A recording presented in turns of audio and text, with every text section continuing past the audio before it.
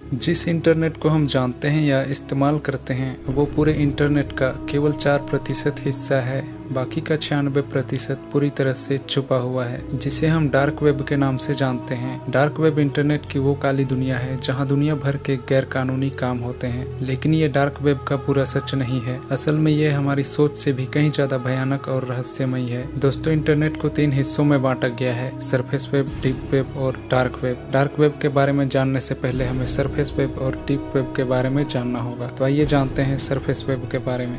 Surface web ये internet का वो हिस्सा है जो आम लोगों के लिए आसानी से उपलब्ध है और इसे किसी भी सर्च इंजन के द्वारा खोला जा सकता है। इस इंटरनेट को दुनिया का कोई भी यूजर कभी भी कहीं से भी बिना किसी स्पेशल परमिशन के एक्सेस कर सकता है। आप जो गूगल पर सर्च करते हो और जो रिजल्ट आपके सामने आता है वो सब सरफेस वेब है, जो पूरे इंटरनेट का केवल 4% है। डीप वेब ये इंटरनेट का वो हिस्सा है जिसमें कॉन्फिडेंशियल डेटा स्टोर होता है और इसे एक नॉर्मल इंटरनेट यूजर आसानी से एक्सेस नहीं कर सकता। डीप वेब में जितने भी वेबसाइट हैं, जितने भी इंफॉर्मेशन है और जितने भी वेब पेजेस हैं वो किसी भी सर्च इंजन में इंडेक्स नहीं होते। इसमें जिस कॉन्फिडेंशियल डेटा की बात हो रही है वो किसी का भी हो सकता है, जैसे किसी कंपनी, कॉलेज, बैंक या फिर गवर्नमेंट का, जिसे एक्सेस करने के लिए यूजर नेम और पासवर्ड की आवश्यकता पड़ती है। डार्क वेब ये इंटरनेट का सबसे खतरनाक हिस्सा है। डार्क वेब को आप ऐसा समझ लीजिए कि आप इंटरनेट पर कुछ भी कर सकते हैं। ये इंटरनेट का वो काला धब्बा है जहाँ पे आप कुछ भी, कभी भी और कैसे भी कर सकते हैं। लेकिन डार्क वेब को एक्सेस करने के लिए एक स्पेशल ब्राउजर का इस्तेमाल किया जाता है जिसे टोर ब्राउजर कहा जाता है। इस ब्राउजर की मदद से यूजर अपने IP एड्रेस को इंटरनेट पर रिवील होने से छुपा सकता है और अगर आप टोर ब्राउजर को इस्तेमाल करते हैं तभी आप डार्क वेब को एक्सेस कर पाएंगे। लेकिन मैं आपको बता दूं, ये पूरी तरह से इलीगल है।